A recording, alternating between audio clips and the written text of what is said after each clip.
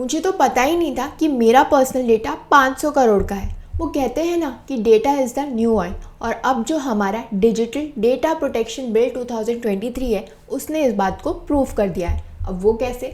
क्योंकि उसके अकॉर्डिंग अगर कोई भी कंपनी जो है वो डेटा के ब्रीच को प्रिवेंट नहीं कर पाती है या फिर एक्सीडेंटली उस डेटा का डिस्क्लोजर, शेयरिंग, ऑल्टरिंग या फिर डिस्ट्रॉय हो जाता है वो पर्सनल डेटा, तो इन दैट केस उस एंटिटी पर, उस कंपनी पर 500 करोड़ की पेनल्टी लगाई जा सकती है। आज के हमारे वीडियो में हम समझेंगे कि ये जो हमारा पर्सनल डेटा है जो हम ऐसे ही किसी भी शॉप, कंपनी, गवर्नमेंट को दे देते हैं वो कितना इम्पॉर्टेंट है और कैसे ये जो बिल है वो हमारे इस पर्सनल डेटा को प्रोटेक्ट करेगा। Prime minister Narendra Modi led union government ने इंट्रोड्यूस किया है digital personal data protection bill 2023 on 3 August in the Lok Sabha.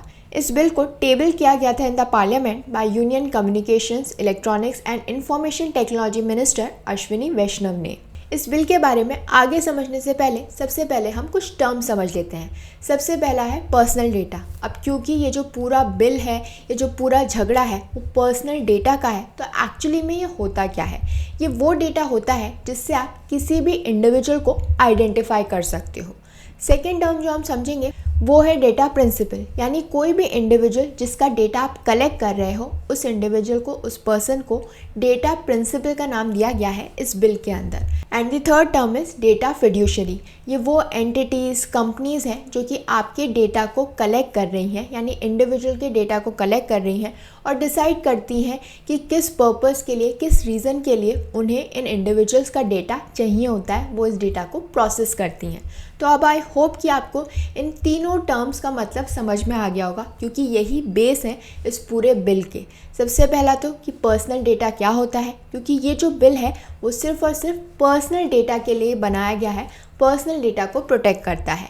Second is कि वो इंडिविजुअल जिसका पर्सनल डेटा लिया जा रहा है और वो एंटिटी जो इस पर्सनल डेटा को कलेक्ट कर रही है for some reason, for some purpose. अब हम बात कर लेते हैं इस digital personal data protection bill की। ये जो बिल है ये फ्रेम करता है rights and duties of the citizens, यानी जो डिजिटल नागरिक हैं उनके खुद के राइट्स एंड ड्यूटीज़ क्या है against giving their own personal data. और दूसरी तरफ ये ऑब्लिगेशन इम्पोज करता है उन कंपनीज़ पर, उन एंटिटीज़ पर जो कि इस डेटा को कलेक्ट कर रहे हैं, ताकि वो इस कलेक्टेड डेटा को लॉफुली यूज़ करें। सो बेसिकली ये जो डेटा है ये प्रोटेक्ट करता है, सेफगार्ड करता है हमारे पर्सनल डेटा को।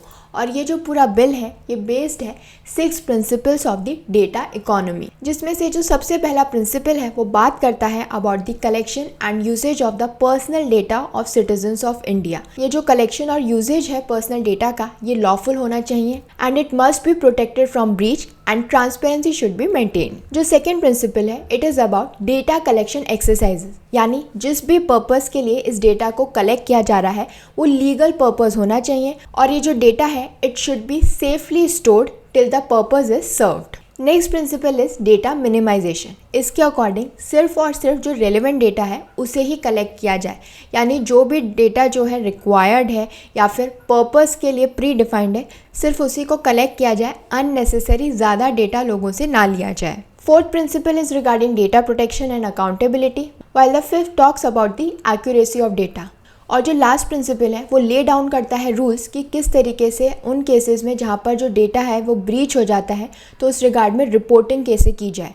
सो in case data breach happens it should be reported in a fair, transparent and equitable manner to the data protection boards. इसके अलावा ये जो बिल है वो अलाउ करता है दूसरी कंट्रीज़ को भी कि वो हमारे सिटीजन्स का डेटा कलेक्ट कर सकते हैं।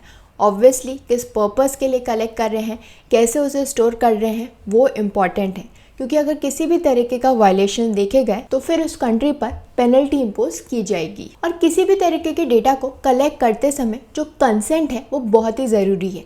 इसका मतलब ये है कि अगर आपसे आपका कोई भी डेटा कलेक्ट किया जा रहा है, कोई भी इंफॉर्मेशन ली जा रही है, तो उस केस में आपको पता होना चाहिए कि आप अपनी इंफॉर्मेशन, अपनी पर्सनल इंफॉर्मेशन दे रहे हैं और ये जो इंफॉर्मेशन है वो किस पर्पस के लिए कलेक्ट की जा रही है। और ये जो बिल है वो स्टिफ पेनल्टीज इम्पोज करता है as much as of 500 crore rupees उन पर्सन्स और कंपनीज पे जो कि फेल हो जाते हैं in preventing data breaches including accidental disclosure, sharing, altering और डिस्ट्रॉइंग पर्सनल डेटा।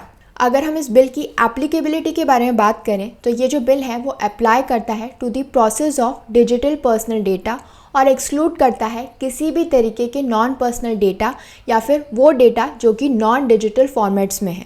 यानी कोई भी ऐसा डेटा जो कि पर्सनल नहीं है या फिर वो नॉन डिजिटल फॉर्मेट के अंदर है तो उसके ऊपर ये जो बिल है ये एप्लीकेबल नहीं होगा। यानी ऐसे केसेस में जो आपने अपनी इन्फॉर्मेशन दी है वो प्रोटेक्टेड नहीं है इस बिल के अंदर। और ये जो बिल है ये एप्लीकेबल है to the processing digital personal data within the Indian territory. यानी इंडियन टेरिटरी के अंदर इस डेटा को जैसे प्रोसेस किया जा रहा है उस पर ये जो बिल है वो एप्लीकेबल होगा। इसके अलावा आउटसाइड इंडिया भी अगर इस तरीके की प्रोसेसिंग हो रही है in connection with any profiling और ऑफरिंग गुड्स और services to data principals within India, तो उस केस में भी ये जो बिल है वो एप्लीकेबल होगा। यानी कोई भी जो कंपनी है वो ऑफर कर रही है किसी भी तरीके के गुड्स या services to the people within India, तो उनके पास ये राइट है कि वो उनके डेटा को प्रोसेस कर रही है। लेकिन फिर उस केस में ये जो बिल है वो उन पर एप्लीकेबल होगा और अगर किसी भी तरीके का डेटा ब्रीच पाया गया तो पेनल्टी इम्पोज की जाएगी। But again I am repeating कि ये जो बिल है ये एप्लीकेबल नहीं होगा टू नॉन ऑटोमेटेड प्रोसेसिंग या फिर प्रोसेसिंग फॉर डोमेस्टिक और पर्सनल पर्पसेस बाय इंडिविजुअल्स, और वो पर्सनल डेटा अबाउट इंडिविजुअल्स जो कि रिकॉर्ड में एग्जिस्टेंस में है फॉर एटलीस्ट 100 ईयर्स। सो जो भी डेटा इस कैटेगरी के अंदर फॉल होता है उनके ऊपर ये जो बिल है वो एप्लीकेबल नहीं होगा। अब इस बिल के अंदर एक और इम्पॉर्टेंट चीज़ है और वो है कंसेंट। आपने देखा होगा कभी भी आप किसी भी ऐप को जब इंस्टॉल करते हो तो आपसे परमिशंस मांगी जाती हैं कि हम आपकी फ़ोन की किस किस इन्फॉर्मेशन को है जो एक्सेस कर रहे हैं, उनका क्या पर्पज़ है और उन्हें कैसे यूटिलाइज़ किया जाएगा।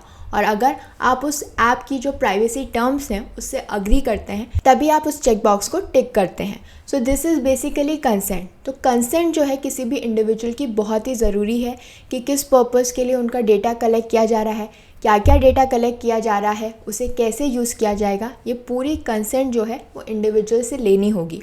और अगर ये कंसेंट नहीं ली जाती है then in that case penalties impose की जा सकती हैं। और ये जो कंसेंट है ये free, specific, informed and unambiguous होनी चाहिए। दो इसके अंदर एक डीम्ड कंसेंट का क्लॉज भी ऐड किया जाता है जो उन सिचुएशंस को रेफर करता है जहाँ पर जो कंसेंट है वो एक्सप्रेसली नीडेड नहीं है। अब हम बात कर लेते हैं डेटा रिटेंशन की। तो इसमें क्या होता है, जब आपका डेटा कलेक्ट किया जाता है किसी पर्पस के लिए कलेक्ट किया गया है, अब जब वो पर्पस कंप्लीट हो गया है तो डेटा को डिलीट करने देना चाहिए। लेकिन कुछ कैटेगरीज़ के अंदर, कुछ सिचुएशन के अंदर इस डेटा को रिटेन किया जा सकता है। अब वो सिचुएशंस कौन सी है और इस रिगार्ड में हमारा बिल क्या कहता है। सो ये जो बिल है वो परमिट करता है डेटा फिड्यूशरीज़ को, यानी एंटिटीज़ और कंपनीज जो कि आपकी इन्फॉर्मेशन को कलेक्ट कर रहे हैं, कि वो इस पर्सनल डेटा को रिटेन कर सकते हैं अपने पास for business purposes. So even though जो पर्पस था इस पूरे डेटा को कलेक्ट करने का वो कंप्लीट हो चुका है, फिर भी वो इस डेटा को अपने पास रिटेन कर सकते हैं फॉर बिजनेस पर्पसेस। और इसके अलावा इस बिल के अंदर एक डेटा प्रोटेक्शन बोर्ड जो है वो सेटअप किया गया है ताकि वो डिटरमाइन कर सके non compliance and imposition of penalty.